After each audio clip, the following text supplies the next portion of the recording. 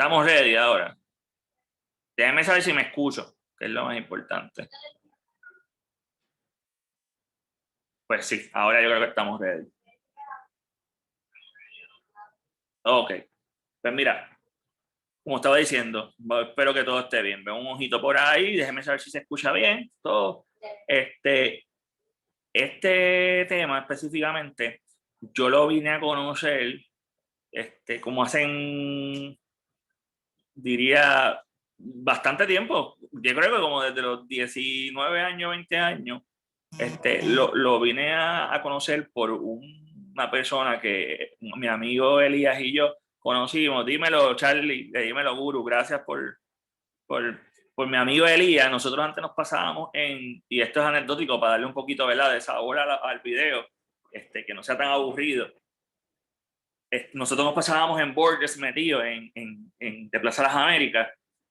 Yo, ¿verdad? Me gustaba siempre ver qué libros llegaban nuevos y la música, ¿verdad? Él y yo siempre fuimos muy muy consumidores de música hip hop específicamente, ¿verdad?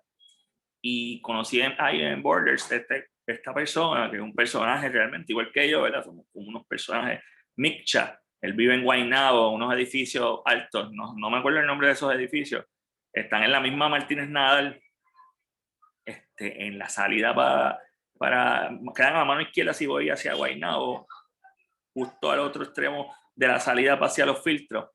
Y esta persona, pues se consideraba a sí mismo, ¿verdad?, judío mesiánico. Que para los que no sepan, ¿verdad?, el judaísmo mesiánico es una corriente, se podría decir, de dos vertientes, porque se podría decir que muchos cristianos, ¿verdad?, adoptaron las tradiciones hebreas o judaicas, ¿verdad?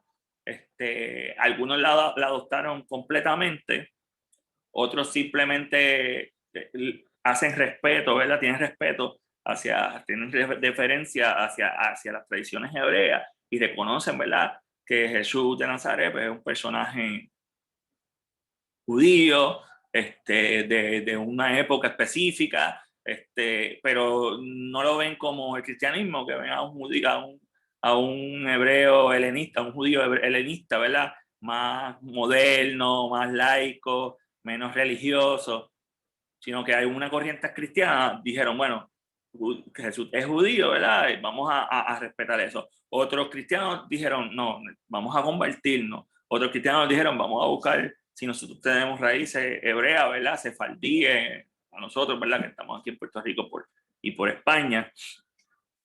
Pero hay judíos también que decidieron o convertirse al cristianismo, pero siguen con sus prácticas, algunos siguen con sus prácticas, ¿verdad?, judías, otros se convirtieron full, pero como tienen un conocimiento en la cuestión judía, siguieron diciéndose a sí mismos, bueno, pues nosotros no vamos a renunciar, pero sí somos cristianos, Cristo es el Redentor.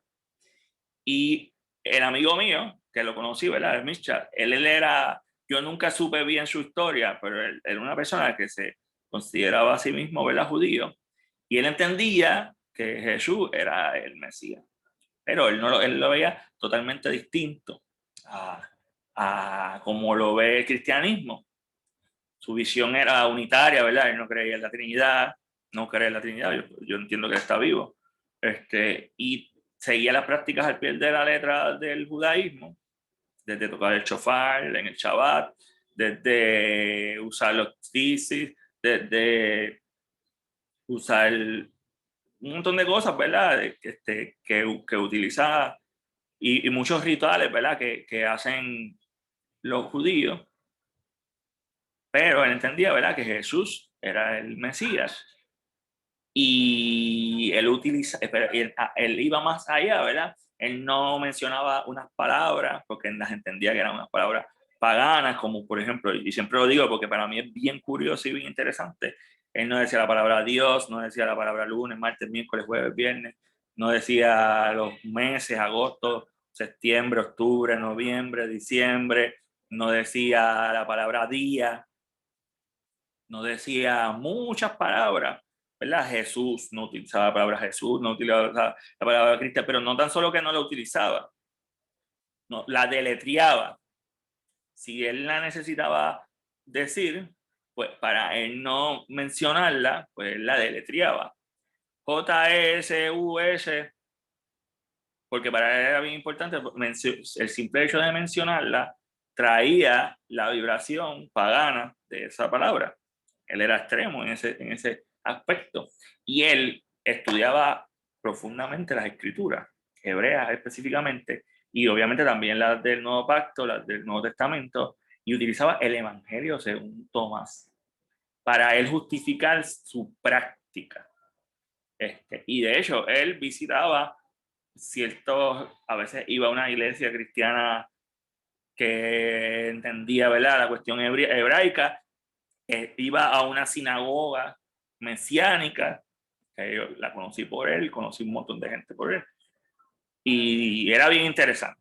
El mesianismo es interesante y más para el que es cristiano, ¿verdad?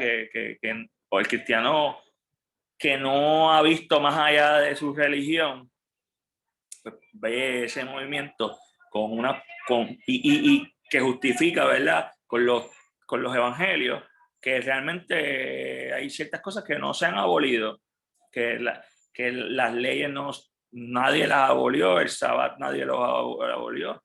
Obviamente que los gentiles son unos personajes distintos ¿verdad? Y el gentil se puede convertir al judaísmo, pero que no tiene que hacerlo necesariamente. Y que los textos no se contradicen, que cuando la cuestión de los fariseos, ¿verdad? Era que, ¿verdad?, los fariseos, había un grupo que sí tenía una contención, pero que no era, no, el antisemitismo que trajo algún cristianismo y algunos personajes no era justificable. Esto estoy hablando de verdad de otra cosa, no directamente del Evangelio según Tomás, pero lo digo porque gracias a ese personaje pues conocí el Evangelio según Tomás. El Evangelio de Tomás es bien mega interesante. ¿Por qué? Porque trae en efecto, y estoy buscando donde puse mi libreta, a mí se me, las cosas, ya la vi, ya. El Evangelio según Tomás es bien interesante porque, perdón, se podría decir que no se sale de la corriente. Si usted lo lee bien, ahorita voy a leer dos o tres teologías, ¿verdad? Son el Evangelio de según Tomás. Hay autores que lo catalogan como gnóstico, ¿verdad? Hay otros que lo ponen como cristiano gnóstico o como de algún tipo de cristianismo temprano, tan temprano como el primer siglo después de Cristo, y el segundo, el tercero, por ahí para abajo. Y de que se sabe que es un evangelio real en el sentido de, ¿verdad?, que existía, que no es algo moderno, ¿verdad? Existía en ese tiempo, es porque hay unas personas que los mencionan, incluyendo a Eusebio de Cesarea, que es un personaje que yo he leído mucho porque hay una historia documentada de la iglesia, ¿verdad? Y de ahí tú puedes, ¿verdad?, conocer las tradiciones, aunque tienen sus errores, y hay que leer otros textos para poder entender más allá de lo que dice, ¿verdad? Por ejemplo, que Eusebio comete un error de llamarle a los terapeutas de Egipto. Él viaja a Egipto, él es el obispo de Alejandría. Hay dos Cesarías, una en Asia Menor y una en Egipto. Y él está en Egipto, ¿verdad? Todo esto es de Egipto, el Evangelio. De hecho, el Evangelio de Tomás se encuentra con otros textos propiamente gnósticos en Nag Hammadi, ¿verdad? En Egipto. Y es bien interesante porque se encuentra los papiros, ¿verdad? Está escrito en copto, que es un lenguaje que utiliza 7 letras del griego, y las demás del Egipto del egipcio moderno, porque ya ese lenguaje se construye después de Cristo, ¿verdad? es un lenguaje prácticamente en ese momento moderno, porque obviamente el, el idioma de los faraones y todo eso era en jeroglíficos, no era como, no eran caracteres, como el copto, ¿verdad? Que tiene esas dos mezclas, el copto sahídico.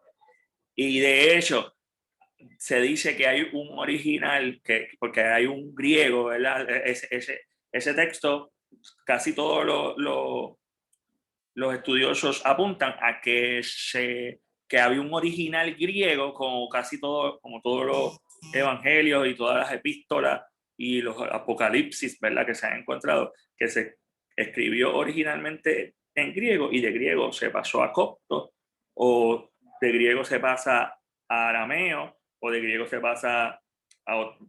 Por lo menos esos son los idiomas que conozco. Pero hay una tradición que dice que hay un original en siriaco, lo más probable arameo, y se le adjudica a la tradición, ¿verdad? Luego cristiana de siriaca, que viene con una tradición tomasina del mismo personaje, porque eso existía, habían corrientes cristianas que apoyaban más a Juan, otras a Pablo, otras a Pedro, y eso ha pasado hasta hoy en día. Lo que pasa es que ahora esa contienda no es tan intensa. Se le considera, ¿verdad? Este evangelio un evangelio apócrifo.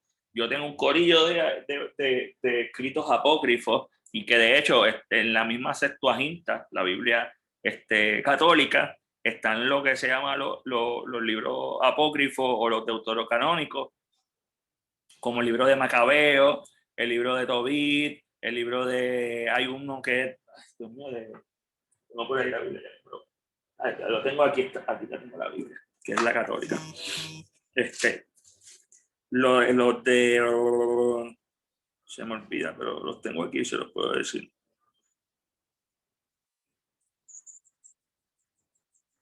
Los macabeos eclesiásticos era el que estaba buscando la palabra. Que no quería decirle un disparate, pero siempre confundo eclesiástico con eclesiastés. Y el eclesiástico es un libro, ¿verdad? Deuterocanónico, Tobit, Judí, Estel, Sabiduría, Baruch y Daniel. Que esta Biblia, la de estudio, ¿verdad? La regalé la otra, la que usan los protestantes a mi hermano Edward, porque esa me la regalaron. Me la regaló Mandy, mi amigo enemigo número uno.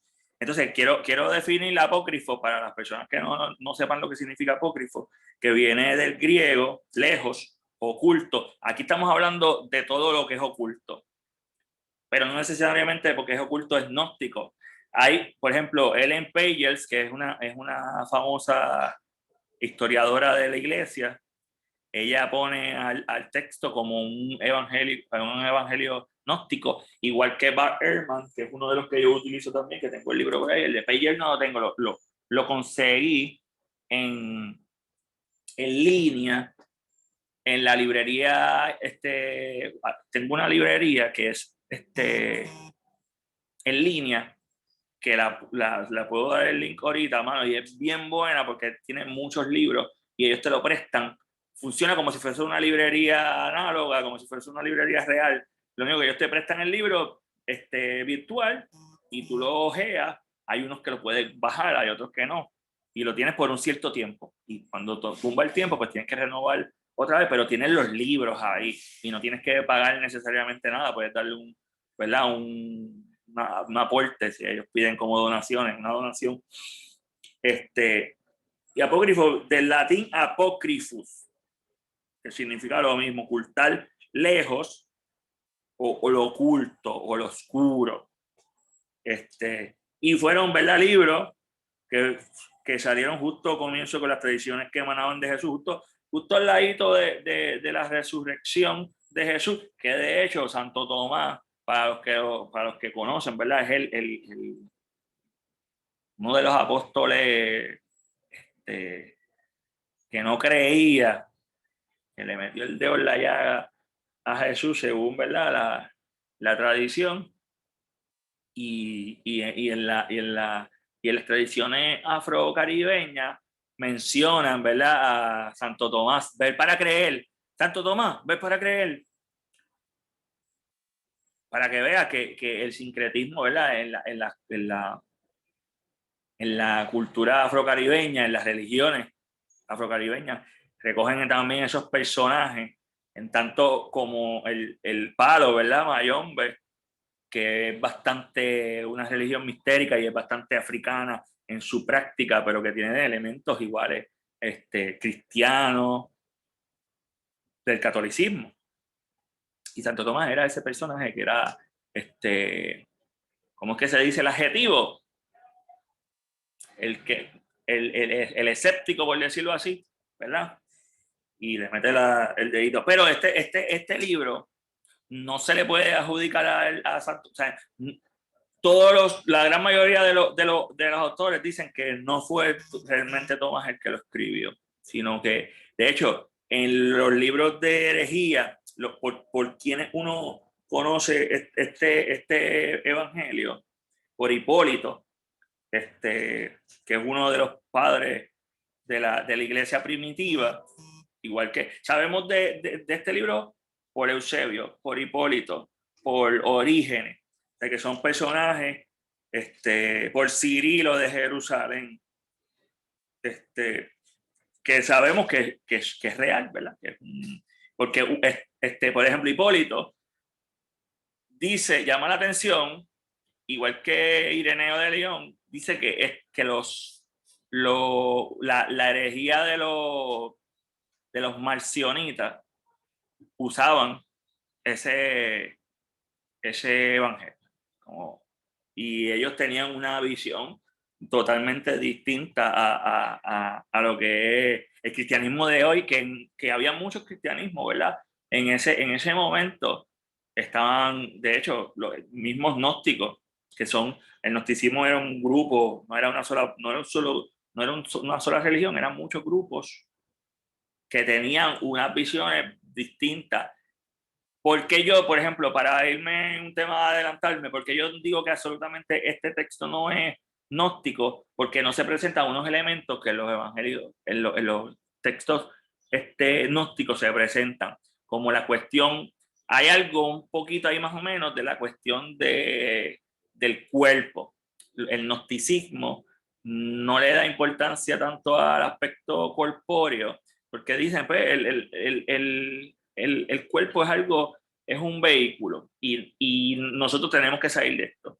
Que de hecho para ellos Jesús es un espíritu, no es un cuerpo, sino que Jesús vino un espíritu y se manifestó, hizo todo lo que tenía que hacer y lo más importante de los elementos gnósticos es que la resurrección, ni la muerte, ni la crucifixión no aparece en este texto, no aparece crucifixión, no aparece una narrativa poniendo el nacimiento, ni los eventos específicos, cotidianos, ¿verdad? La cotidianidad de la narrativa que tienen los evangelios sinópticos, ¿verdad? Los Marcos, Mateo y Lucas, y no sí tienen paralelos todos en los 4 evangelios, más fuerte con Marcos y con Lucas, que eso lo voy a explicar un poquito más adelante.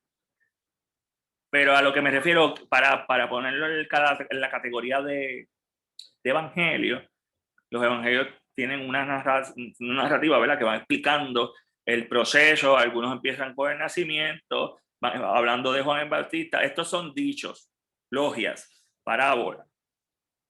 Son unos dichos de lo que dijo, al parecer, Jesús, ¿verdad?, de Nazaret, o Yahoshua o Yeshua. Y se limita a eso solamente. Y tiene unos paralelos con los evangelios. De hecho, tiene un paralelo con un salmo, que ahorita lo voy a buscar porque no me lo sé de memoria, y tiene paralelos también con otros textos que no necesariamente son canónicos. Y canónicos me refiero a los que tenemos hoy en día, ¿verdad?, en las escrituras, que podemos decir que esos fueron los que al final ganaron la rifa del pool de cuáles eran los libros que se iban a utilizar. Porque realmente al principio hubieron grupos que que no usaban los escritos de los hebreos, que solamente usaban todo lo que tenía que ver con Pablo, había grupos que solamente usaban a Marcos, ¿verdad? Y eso es bien amplio, porque ponerme a hablar de eso es bastante, son muchos grupos heréticos que fluían desde la aparición de Jesús a los apóstoles, a María Magdalena y a la otra María. Pues hay una guerra, ¿verdad?, entre si es gnóstico o no gnóstico, porque estaba junto a papiros gnósticos, ¿verdad?, a papiros que eran propiamente sí, con las tendencias del gnosticismo. Este libro no tiene la visión de los demiurgos, ¿verdad?, de los diferentes dioses que proponen el gnosticismo, o de un dios mayor que no podemos acceder a él, y un dios menor que sería para algunos grupos sería YHWH, el tetragramatron, o diferentes gamas, pero casi siempre todos los grupos coincidían en que había una variedad de ángeles o de dioses, ¿verdad? Se especula de cómo se encontró, ¿verdad?, que estaba enterrado porque un obispo, Atanasio, había enviado una epístola, una carta, como que era algo bien normal entre los padres primitivos, ¿verdad? Por eso es que hay unos tratados sobre herejías, por ejemplo. Uno de los padres primitivos más famosos es el de Ireneo de Lyon, que él hace un tratado bien extenso de la herejía y las detalla y dice por qué no, y es bien fuerte cómo las trata, ¿verdad? Muchos adjetivos que utiliza contra ellos. La lengua que está escrito es una lengua, hay que recalcar esto porque nosotros le damos de codo un poquito a esta parte de la tradición, ¿verdad?, escritural, las tradiciones bíblicas. El copto es un lenguaje, es una letra afroasiática, ¿verdad?, que se originó en Egipto, se utilizaba en toda la parte norte, y en la parte de Asia Menor, la parte de Israel, ¿verdad?, y Jerusalén, toda esa área, porque Egipto fue bastante predominante, ¿verdad?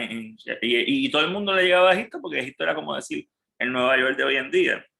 El Evangelio de según Tomás son 114, se puede leer bastante fácil, que ustedes si están en la casa y está en línea, hay diferentes versiones. Yo tengo, para el inglés usé la versión que está en el de los Scriptures, pero en línea están las versiones que están paralelas con el copto, y están las de Oxirrinco, que son unos fragmentos que se encontraron posteriores. Entonces se encontraron en el 40, si no me equivoco, en el 1880 por ahí, se encuentran los de Oxirrinco, que son unos fragmentos en griego, de diferentes cosas, ¿verdad? Diferentes escritos, pero se encuentran los del Evangelio de Tomás, y ahí pues los estudiosos dicen, mira, esto coincide con el texto del Evangelio de según Tomás. Y cuando en Hamadi, que es una biblioteca, son muchos libros, el Evangelio de Tomás no es el único que existe. Hay distintos libros, ¿verdad?, que se le adjudican a Tomás, de la contienda de Tomás, hay un Apocalipsis de Tomás, hay diferentes libros que son de Tomás, pero no todos están en la misma línea. Hay unos que son mucho más gnósticos, que yo no los he leído, ¿verdad? Me voy a poner en estos días a leerlos con calma, pero sí lo he leído un montón de veces, porque es de los más famosos, porque habla de que Dios está dentro de ti y está al frente tuyo. Y eso podría parecer como una enseñanza gnóstica, ¿verdad? De que, o el más famoso que dice, mira, voltea una piedra y yo estar ahí en un pedazo de madera, como que queriendo hacer referencia a un tipo de panteísmo.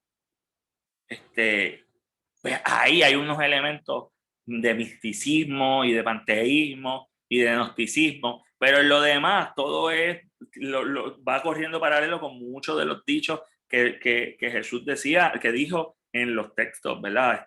Sinópticos. Como había dicho ahorita, hay un posible origen sirio y también porque hay un grupo, ¿verdad? Posterior que cogen el personaje de Tomás y lo hacen propio. Se rechaza, ¿verdad? El nombre es importante cuando empieza el evangelio empieza diciendo que es ¿verdad? El evangelio según Judas, Tomás Didimo, y Didimo significa gemelo. El gemelo de, de Jesús. Déjame prender la cámara, que esto aquí está oscuro, como un parisito aquí como una barra. Didimo, ¿verdad? Significa mellizo, gemelo. Tomás es gemelo. ¿De quién? Al parecer de Jesús. Y algo bien importante que este texto pone en relieve y entonces le hace el contrapié, le mete el pie a la Iglesia Católica y pone a Santiago, ¿verdad? Al apóstol Santiago, que es hermano de Yahoshua, ¿verdad? De Jesús. Como no es que lo pone, es que él era el verdadero líder de la iglesia al principio, ¿verdad? De la iglesia, de la asamblea. Lo pone como el que está en la cabeza. Entonces le resta entonces al personaje de Pedro como la piedra angular de la iglesia, ¿verdad?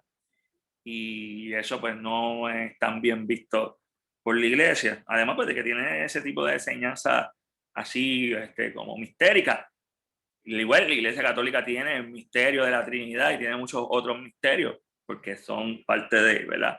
De su doctrina. No es como dije ahorita, no es una narración cronológica, ni historia de los hechos. Son dichos, que son logias, ¿verdad? Son dichos de Jesús, que voy a leerlo ya mismo ahorita. Parábolas breves, cortas. Hay uno de ellos, la logia 65, que está en Marcos, en Mateo y en Lucas a la misma vez, que es la parábola del agricultor que él pone su finca a alquilar, ¿verdad? Se la da a unos extraños, no a unos extraños, sino a unas personas, para arrendársela, y se la trabaja y le da una parte de su fruto y ¿verdad? Como una renta. Y cuando le toca a él cobrar, manda a su siervo, y los que estaban trabajando, a uno lo apedrean, a uno le dan una cambumba y a otro lo matan.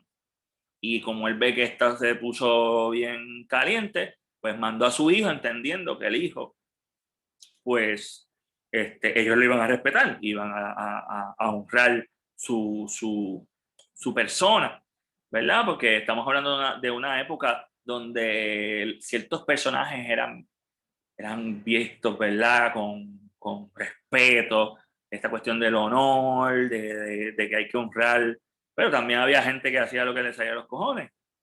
Y mandó a su hijo y lo matan, aprovechan para coger su heredad, y el cuerpo de su hijo se lo dejan tirado en las piedras.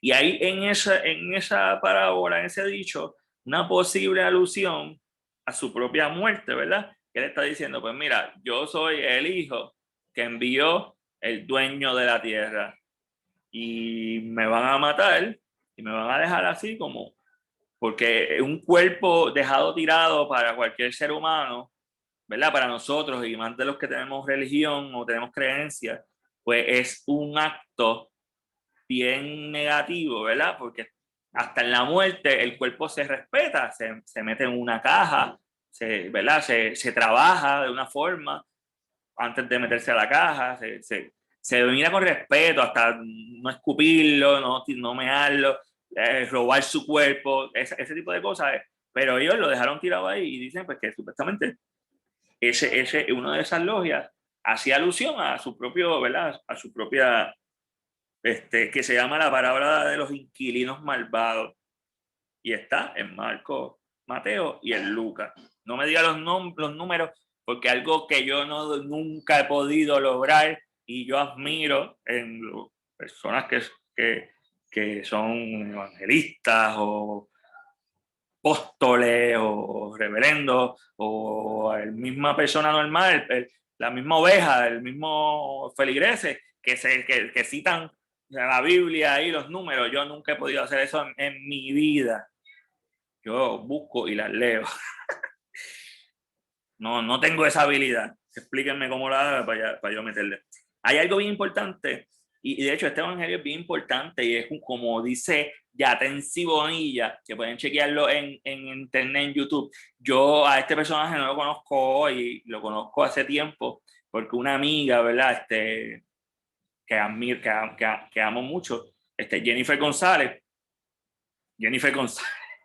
para que tú veas el nombre, pero no Jennifer González, la comisionada residente.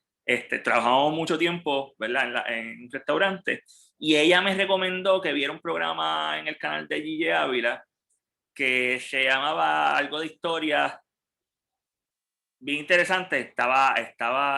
Como el principal era David Diamond, que es este judío que se convierte a evangélico, que no te podría decir que es mesiánico, pero que sí es judío y que tiene un conocimiento. Y él usaba se me olvida el nombre de la cosita. Si Carlos está por ahí o alguien que sepa cómo se llama la cosita que usan los judíos, no sé por qué se me olvida, si ahorita estaba leyendo sobre eso. Él compartía su espacio con otro David, que era un pastor bautista, bien gufiado, él tenía la barba bien larga, y ellos siempre estaban haciendo chistes. El tema eran bien serios, y ellos obviamente lo tocaban desde una visión protestante, evangélica, bautista, este pastor, pero era más centrada en la práctica evangélica, ¿verdad? Y programas posteriores, Yatensi Bonilla, que hasta donde yo tengo entendido era católico, se convierte, si no me equivoco, a la iglesia al pentecostalismo, y es un personaje, es una persona que a mí me gusta escucharlo porque es muy inteligente, tiene mucho conocimiento, aunque yo no comparto, ¿verdad? Sus creencias, pero en las cuestiones teológicas cristianas yo diría que es un duro, ¿verdad? Es muy bueno.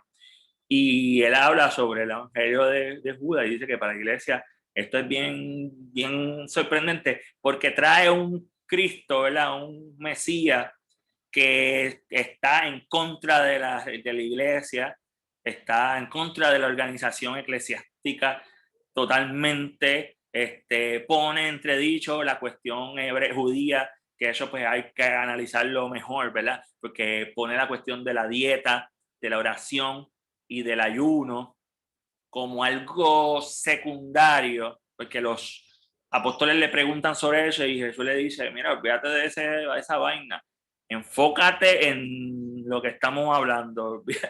Pero hay que verlo, ver en su contexto, porque asimismo en los evangelios hay unas cuestiones que se tocan que no necesariamente es que están opacando eso, porque hay autores que dicen que el evangelio de Tomás, ¿verdad? Es antisemita, ¿verdad? Anti-judaísmo, al igual que algunos movimientos gnósticos, que no necesariamente es real, absolutamente, porque hay movimientos gnósticos que vienen directamente del judaísmo. Y hay grupos, por ejemplo, como los esenios, que no era un solo grupo, habla de dos grupos esenios, ¿verdad? Unos que no aceptaban el matrimonio y otros que sí por cosas ¿verdad? De la reproducción, y eran más flexibles en ciertas cosas, que tenían una visión, una cosmovisión, una religiosidad, ¿verdad? Que va alineada al judaísmo y que se inserta en las tradiciones gnósticas. Otra cosa que es bien importante para poder decir del Evangelio de Tomás que es real, es la que se llama la fuente Q. Y eso yo llevo 2 o 3 años, ¿verdad? Lo conocí sobre esa fuente para bien o para mal, en una revista de National Geographic. Yo también antes compraba mucho las Biblical Archaeology cuando estaba Borders. Estaban mis chavitos en revistas. Las tengo por ahí todavía, tengo un mamotreto de revistas de Biblical Archaeology. Pero hay unas que se llaman History, que no eran USA News, de USA News, y cuando salió de Q, ¿verdad? Que en alemán significa cuele, o es la fuente, significa fuente, ¿verdad? Una fuente. Son unas fuentes hipotéticas de donde al parecer bebieron Marco, Lucas y Mateo. Porque pues algunos eruditos dicen que esa fuente existe y de ahí se sacó para copiar esos evangelios. Pero hay gente que va más allá, dice que a lo mejor el propio evangelio de Tomás es la fuente Q. Porque ahí están los dichos de Jesús, que como dije, una colección hipotética para usarse como material, tanto para el evangelio de Mateo como para el de Lucas, más para el de Mateo que para el de Lucas. Y que está basado en la tradición oral, algo que es muy normal en la tradición hebrea, ¿verdad? Que está la Mishnah y está la Misdrash, que la tradición escrita y la tradición oral. Como dije ahorita, sabemos de este texto por Hipólito, por Orígenes, Hipólito de Roma, Orígenes, que Orígenes es un personaje bien interesante, porque él tomó, lo digo porque siempre para mí me choca, Hipólito tomó lo que dice Jesús de que si un ojo te hace pecar, arráncatelo, que si una mano te hace pecar, córtatelo. Y él se cercenó sus partes íntimas, parece que tenía unas ganas de darle cariño a alguien bien duro, y vino y se picó sus partes privadas, se las privó, y se quedó ajuste. Algo que está, ¿verdad? ¿Verdad? Se supone que él era cristiano, no tenía tanto problema, ¿verdad? Porque los hebreos, hay una cuestión ahí del judaísmo que dice que tú no puedes ser, ¿verdad? Si quieres ser judío, no puedes tener tu parte íntima magullada ni cercenada, ¿verdad? Y ahí podemos hablar, ¿verdad? Que Carlos y yo estábamos hablando los otros días de Felipe, del el supuesto eunuco etíope, que eso es un tema que yo quiero traer luego. A mí me gusta, ¿verdad? Porque la tradición etíope es la más que me gusta estudiar.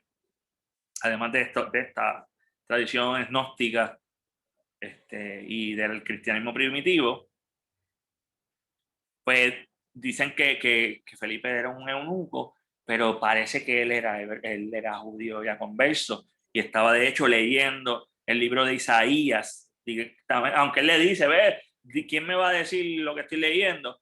Pero a mí no me extrañaría que en Etiopía, que no me extraña porque yo sé que en Etiopía había ya hebreos, igual que en Egipto, que de hecho igual cristianos hubieron bien temprano en Etiopía, en lo que es Nubia, ¿verdad? Hay unos grupos judíos o hebreos que están en lo que es Sudán, Nubia, antes de que era Sudán, Nubia, Etiopía, Sudán y en Egipto, ¿verdad? Toda esa franja se ve cerca, pero está bien lejos la caminadita. Anyway, está todo ese corillo ahí. Estos libros se encontraron en el 45, no sé si lo había dicho, y se publican en inglés en el 1959. Están datados del 340, más o menos, pero los de Osirrinco, que también es un lugar en Egipto, que de hecho esos estaban en un basurero. Esos se encuentran, los de Osirrinco, que son unos textos en griego, esos se encuentran en un basurero. Mano, y ahí hay un montón muchos de ellos están completos, otros son fragmentos. El de Tomás son como fragmentos, que yo los tengo por ahí también, y están bastante, y tienen bastante paralelo con el texto, ¿verdad? Copto. Que ese se fue que encontró el de Osirrinco en el 1882 y en el 97, ¿verdad? Ahí son 3 fragmentos anteriores, de parte pero hay de otros libros que no vamos a entrar en ello, ¿verdad? Y hay una posible, ¿verdad? Se dice que hay una posible circulación, que este libro quizás también se modificó a través del tiempo. Y hay muchas cosas, se dicen muchas cosas. Se dicen que, por ejemplo, que el Evangelio de Juan es una contienda entre el de Tomás, que uno le precedía al otro y viceversa, porque había ya una corriente fluyendo y que Juan escribió como en contra de ese grupo, al igual que Ireneo, al igual que Hipólito, ¿verdad? Hipólito es el que escribe, ¿verdad? En contra de los marcionitas. Y Hipólito es interesante porque él era antipapa, tenía también tenía su herejía, ¿verdad? Y en la refutación la voy a leer, refutación de todas las herejías, el 5-7-20, que me gusta ese libro porque ahí es que tú puedes ver, igual que el de Ireneo de León, en contra de la herejía, ahí tú ves un montón de grupos, los valentianos, los ebionitas, los que seguían a Marción, todos ellos los catalogaban como que eran seguidores de Simón el Mago, el simonismo, ¿verdad? De ahí que viene la palabra simonismo. Pero para irme aquí, lo que dice el texto, traducido en español, los nacenos hablan de una naturaleza que está oculta y revelado al mismo tiempo y que llaman el conocimiento, que el conocimiento, por eso que la gnosis del conocimiento, y que no se enfocan en la crucifixión, ni en la resurrección, ni en la fe, ni en la gracia, sino que en la cuestión de un conocimiento, y un conocimiento que está reservado y que de hecho lo está en los textos sinópticos, conocimiento que no todo el mundo lo va a cachar. Y eso suena a escuelas mistéricas, ¿verdad? A escuelas de iniciática. Pero es que Jesús lo dijo antes de eso. Había dicho ya. Entonces aquí, en las herejías, ¿verdad? Refutación de todas las herejías se llama el libro. Son varios libros. Son bastante extensos, ¿verdad? Para leerlo. El de herejía es una cosa súper absurda de grande. Pues, como estaba hablando, llama el conocimiento del reino de cierta que que está en un ser humano. O sea, el conocimiento está en nosotros. Transmiten una tradición al respecto en el Evangelio titulado Según Tomás, que expresa claramente: el que me busca me encontrará en niños de 7 años en adelante. 7 años, y es específico. Habla de una edad específica, 7 años. No está hablando de los niños en general, está hablando de los niños de 7 años. Porque ahí escondido está el 14º eón. Que eso, pues, eso de león es gnóstico, ¿verdad? Cuando los textos hablan de eones y de reinos, eso es totalmente gnóstico. Esto puede ser alusión al cuarto dicho, ¿verdad?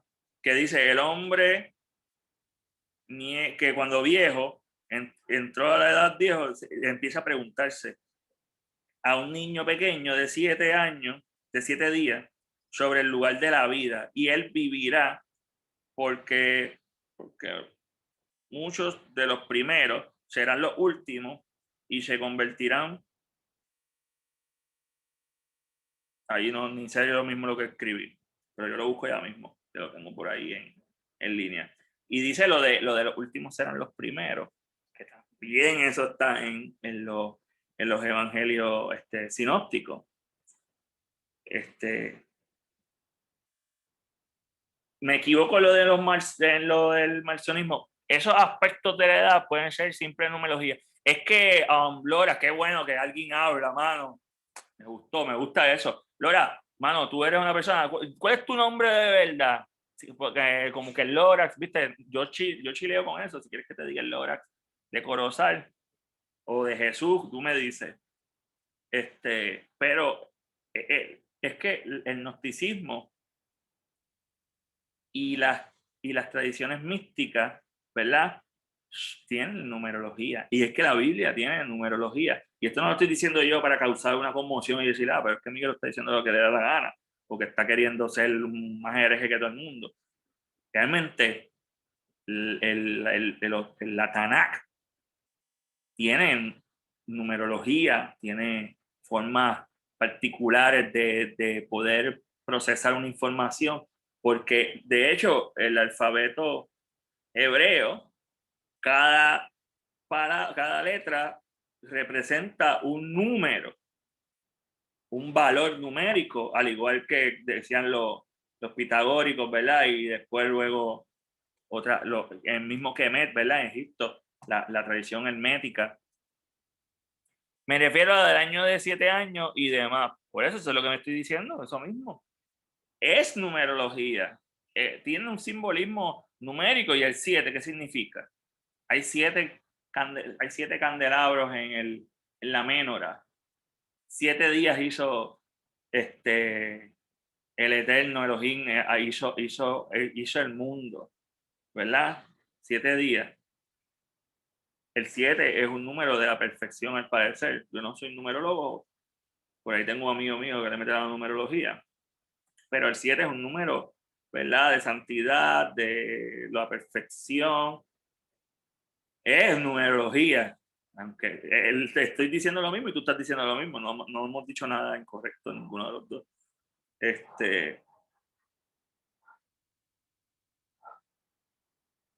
Cirilo de Jerusalén, lo que iba a decir que me equivoqué lo de los marcionistas, y son los maniqueos a los que se le adjudica la tradición tomasina del Evangelio de Mani, que fue un personaje bien importante en esa época.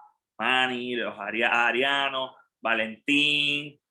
Había un corillo de gente que tenía unas visiones distintas, unos antitrinitarios, unos que rechazaban la naturaleza física de Jesús, otros, olvídate, hay la tradición mandea, los manderianos, los sabianos, hay un montón, hay un corillo.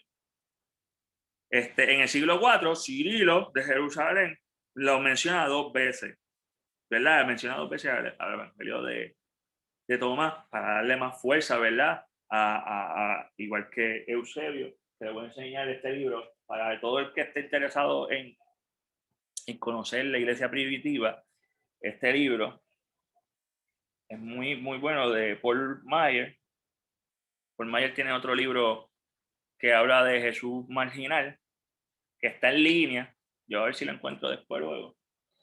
Habla de Jesús marginal y pone en contexto el Jesús histórico y le da un poco de énfasis a la cuestión judaica, ¿verdad? De Jesús. Según Ellen Pagels, que es una autora que a mí me gusta, ¿verdad? Mucho, y es bastante viejita, igual que Herman, son doncitos y son muy buenos. Ella, ¿verdad? Va más a la cuestión gnóstica y dice que ese evangelio es totalmente gnóstico, ¿verdad? Y que tiene elementos, por ejemplo, cuando habla de la luz, y le tira, mira, dice la incapacidad del mundo de reconocer la luz, que está en Juan 1.5, en el 10 y el 14.5, contra, versus la logia 2450 y la 61 y la 83, que habla de una luz interna, en contra de que el mundo no puede reconocer la luz, ¿verdad? Porque a los suyos vino y a los suyos les rechazaron, y esa luz, olvídate, no la reconocimos, son pocos los que la van a reconocer, pero en contraste, ¿verdad? En la logia, en la 24 o la 50 son 100, recuerda, 114 logias, 114 dichos, en la 24, en la 50, en la 61 y en la 83, menciona que la luz es interna, que está en nosotros mismos. Y déjame avanzar, que ya llevo 1 hora y no he terminado.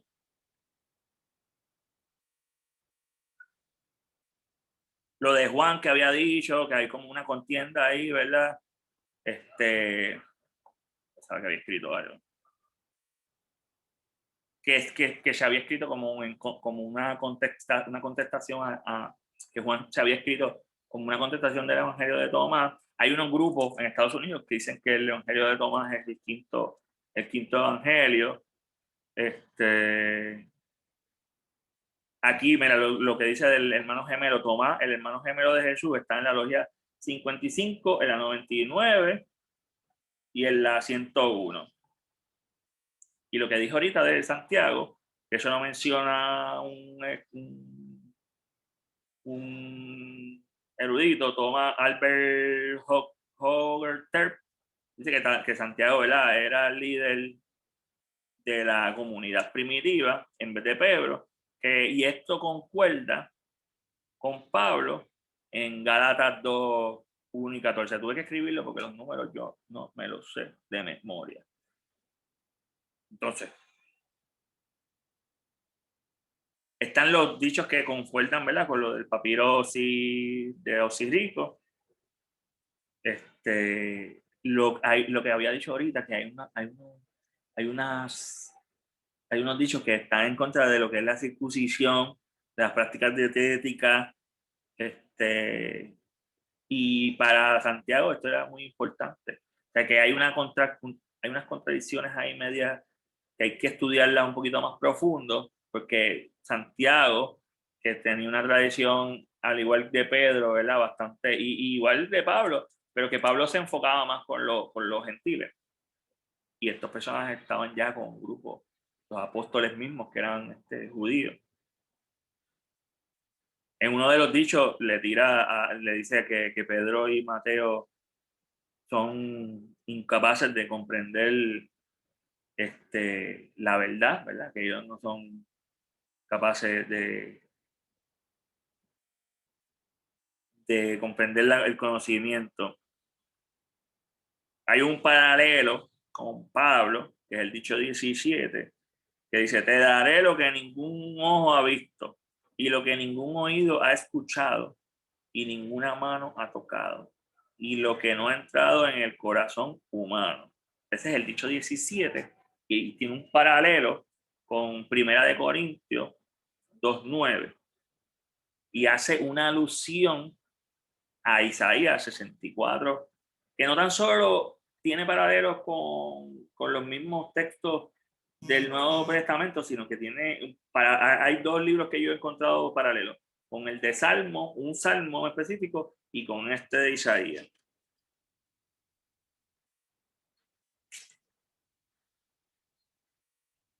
Lo que había dicho, que hay varios autores que dicen que hay una armonización con los evangelios sinópticos. Tomás usa de referencia a la tradición oral, ¿verdad? Y que está armonizado específicamente con lo de Mateo y Lucas, que es igual con lo de la fuente Q. Y nada, voy a leerlo, ya voy a tumbar, o sea, ya mismo voy a... Hay una parte que dice que hay una contradicción. Creo que el que lo dice es Mayer, pero no estoy seguro. Pero sí hay un dicho que Tomás dice que Jesús es un filósofo heleno y lo pone como un cínico. Y entonces eso podría ser un anacronismo, ¿verdad? Lo que dicen varios autores, que hay como que hay... Pero pasa con los evangelios sinópticos, que tienen sus disyuntivas unos por los otros. Déjame leer dos o tres, el maniqueísmo es bien interesante. Voy a buscarlo.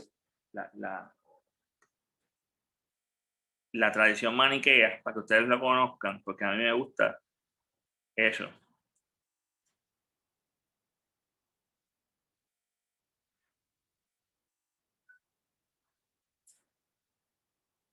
Que era un líder, ¿verdad?, que se llamaba Mani. No, pero no.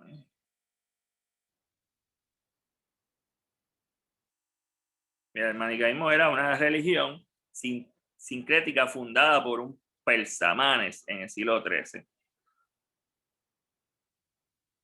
Es lo mejor de aquí. Que era una religión universalista, fundada por un sabio, el 215 al 276, quien decía ser el último de los profetas enviados. Y estaba conectado esa tradición con con el zoroastrismo, con el budismo, y lo conectaba con Jesús, cosa que pasa hoy con un montón de religiones y con las corrientes de la nueva era, ¿verdad? Ellos, en su origen, concebían su fe como definitiva y tenía de hecho, hablando ahora del maniqueísmo, hay unas tradiciones del Islam posteriores, ¿verdad? Que aceptan algunas cosas de la tradición tomasina, que estaba viendo ayer, de hecho, un documental sobre de un líder sufí que decía que Jesús viajó hasta India y estaba su cuerpo ahí enterrado, ¿verdad? Y el sufismo, pues, es el misticismo del Islam y es muy interesante. Déjame buscar para leerle dos o tres partes del Evangelio de Tomás y con esto terminamos. Está el de Landing, pero el de Thomas O. Landing, pero ese es en inglés. Déjame buscar un español. Yo tengo unos españoles en la misma computadora. Mira, estos son los dichos secretos que ha proclamado Jesús el viviente y que anotó, vivimos Judas Tomás. Y de hecho, se dice que uno de los escritos, el de Judas, es el mismo, ¿verdad? Tomás, que está en la Biblia. Hay una Biblia, este no lo tiene, yo creo que este tiene el de Judas. El que no tiene es, en la Biblia textual que yo uso, el que no tiene es el de Santiago, tiene el de Judas, que estaba mucho ahí antes de, y en vez de Santiago usan el nombre de Jacobo en esta versión. El número 1 es bien interesante, dice, y Tomás ha dicho, quien encuentra la interpretación de estos dichos no saboreará la muerte. Hay diferentes versiones, mi gente, tanto en español como en inglés, pero la gran mayoría concuerdan en lo básico, que es lo que sucede con los textos, ¿verdad? Bíblicos, que si la versión Reina y Valera de tantos años, que si la nueva versión internacional, olvídate la de Jerusalén, la de las Américas, Dios habla hoy. Hay un corillo de versiones, ahora la Nazarena, todas dicen, ¿verdad? A su forma, tratan de expresar, ¿verdad? Lo más posible la originalidad de los textos, que no hay textos originales. Jesús ha dicho que quien busca no deje de buscar hasta que encuentre. Y cuando encuentre, se turbará. Y cuando haya sido turbado, se maravillará y reinará sobre la totalidad y hallará el reposo. La calma. El 3. ¿Vale? Los 2 o 3. Jesús ha dicho, si aquellos os guían, os dijeran, ved, el reino está en el cielo, entonces las aves del cielo os precederían. Si os dijeran que está en el mar, entonces los peces del mar son los que le van a preceder. Más bien, el reino de Dios está dentro de vosotros y está afuera. Quien llegue a conocerse a sí mismo, lo hallarán. Y cuando llegues a conocerlo a vosotros mismos, sabréis que sois hijos del Padre viviente. Pero si no os conocéis a vosotros mismos, sois empobrecidos y sois la pobreza.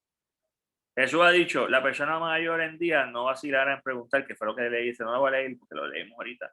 Jesús ha dicho, conoce lo que está al frente de tu rostro y lo que se esconde de ti se te revelará. Pues no hay nada escondido. Aquí hace alusión a que, ¿verdad? El gnosticismo es bastante iniciático y bastante de conocimiento oculto. Pero aquí, a pesar de que él está diciendo que hay un conocimiento oculto, al final va a decir que se va a revelar, ¿verdad? Que todo va a ser revelado. y que todo el mundo va a entender. No todo el mundo va a poderlo, ¿verdad? Porque cuando leemos los textos, no todo el mundo se salva en el Apocalipsis, no todo el mundo va a caer en la bonanza, que es lo que pasa, ¿verdad? Aquí lo que quiere también decir que no todo el mundo va a poder tener el conocimiento, pero sí que va a ser revelado. Jesús ha dicho, no mintáis y no practiquéis lo que odias, porque todo se revela dentro del rostro del cielo. Y esto está consono con los evangelios, ¿verdad? Que no hagan nada al garete porque Dios siempre te está vigilando desde arriba y lo que hace, lo que sabe, también hay uno que dice lo que hace tu mano izquierda, que no lo sepa la derecha, que está que está en los textos, ¿verdad? En el Nuevo Testamento. El octavo dicho, el reino se asemeja a un pescador sabio que echó su red al mar y la sacó del mar llena de peces. Entre ellos descubrió un pez grande y bueno. Aquel pescador sabio volvió y a arrojar todos los peces al mar. Escogió sin vacilar al pez grande que tenga oído, para oír, que oiga.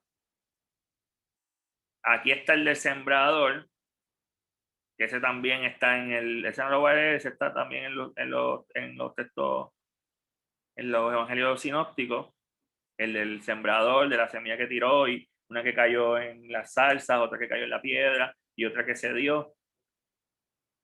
Este es bien interesante porque dice, Jesús ha dicho, he arrojado fuego sobre el mundo y es aquí que lo estoy vigilando hasta que arde en llamas. Aquí da un mensaje, ¿verdad? De que lo que viene no es fácil.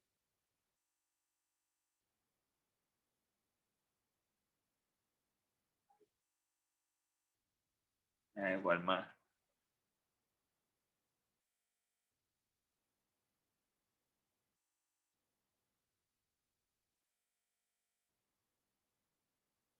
Mira, Jesús le ha dicho a sus discípulos, comparadme con alguien y decirme a quién me asemejo. Simón Pedro le dice, te asemejas a un ángel justo. Mateo le dice, te asemejas, que ahí es lo que dice lo de la contradicción, te asemejas a un filósofo del corazón.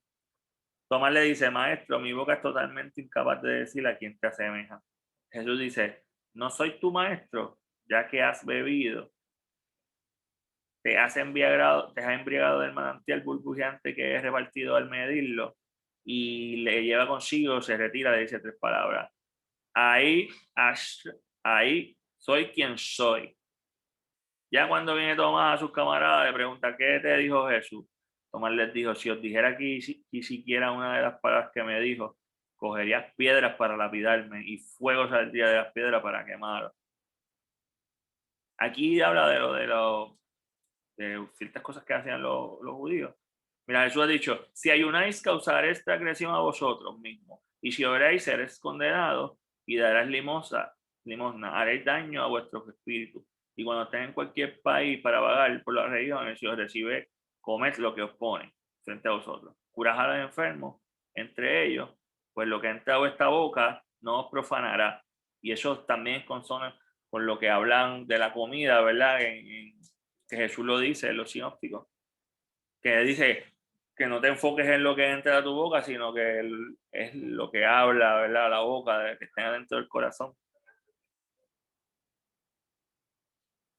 Y aquí este dicho es bien interesante porque hay una cuestión de que si de que si Jesús es Dios, y aquí dice, mira, Jesús ha dicho, cuando veáis a quien no nació de mujer, tendeos sobre vuestros rostros y adoradlo. Él es vuestro Padre. O sea, Jesús nació de mujer. Que no, o sea, él está diciendo, este es nuestro Padre. Yo no soy su Padre.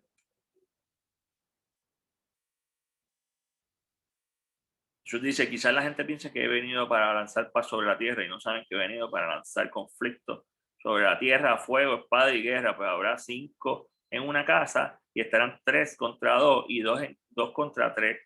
Y el padre contra el hijo y el hijo contra el padre. Y estarán de pie como solitarios.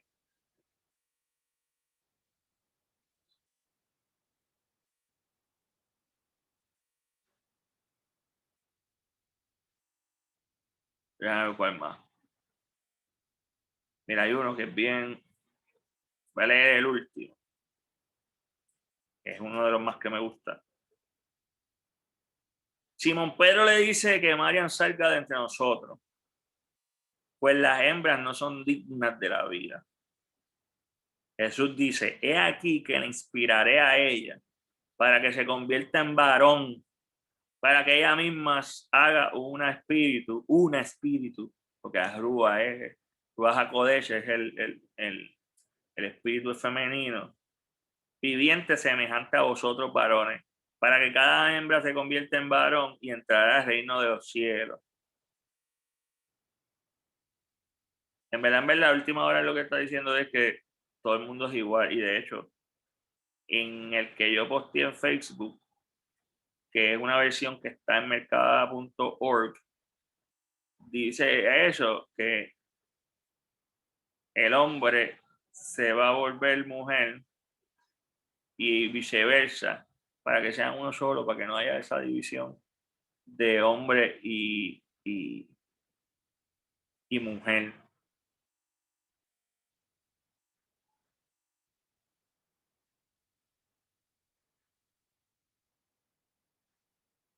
Jesús le dijo, el reino del Padre se asemeja a una mujer que ha tomado un poco de levadura y la ha escondido en la masa. Produjo panes grandes de ella. Quien tiene oídos, que oigan. ¿Ves? Que la figura aquí, la figura femenina, está ahí presente, bien chévere. Y lo último que voy a leer, que es de Corinto, que es la sabiduría escondida. Que mucha gente dice, uy, no, porque todo escondido. Pero mira, en la primera de Corinto, en la segunda, en la 6, la sabiduría escondida dice, sin embargo, hablamos sabiduría entre los que han alcanzado madurez. Es importante, pero una sabiduría no de este universo, ni de los gobernantes de este mundo, forzados a desaparecer, sino que hablamos sabiduría de Dios en misterio, la cual ha sido escondida, la cual Dios predestinó antes de los siglos para nuestra gloria, la cual ninguno de los gobernantes de este mundo conoció, porque si lo hubiesen conocido, nunca habrían crucificado al Señor de gloria. Antes bien, como está escrito, cosas que ojo no vio, ni oído oyó, ni aún subido en el corazón del hombre, son las que Dios preparó para los que aman. Que había una sabiduría escondida, ¿verdad? Para la gente. Pero nada, Corillo, déjame, espérate, que no vi si alguien escribió o no. Voy a ya, ¿verdad? Dejar de... Corillo, gracias a 1.000.000, ¿verdad? Por compartir. Espero que les haya agradado la charla. Me hubiese gustado que estuviese Carlos, que le gusta mucho este tema y lo sabe, ¿verdad? Trabajar. Nos vemos en el próximo video. Y nada, gracias a 1.000.000, de verdad, por compartir. Gracias a el Lorax, ¿verdad? Que preguntó ahí, hizo su aportación. Y nada, si mañana hago un videito, pues lo dejo saber con anticipación para hablar un poquito, ¿verdad? Sobre el asunto de Luma Energy y darle un poquito de contexto histórico de dónde, cuándo viene la autoridad, ¿verdad? ¿Qué había antes? Que la historia de la electricidad en Puerto Rico es bastante interesante y de hecho que nosotros nos quejamos mucho de nuestros servicios, pero Puerto Rico es un lugar bien bendecido, que todo Puerto Rico, aunque hayan apagones y todo lo que quieras decir, Puerto Rico tiene postes para todos lados, ¿verdad? Aunque no haya luz en todos lados, el tendido eléctrico puede llegar hasta los lugares más remotos. Y de verdad, por todo lo que podemos decir, con otros países, si nos vamos a comparar como siempre, estábamos mejor que mucha gente. Así que nada, los dejo. Bonito día. Pásenla bien. Muchas bendiciones. Y gracias siempre, ¿verdad? Por apoyarnos.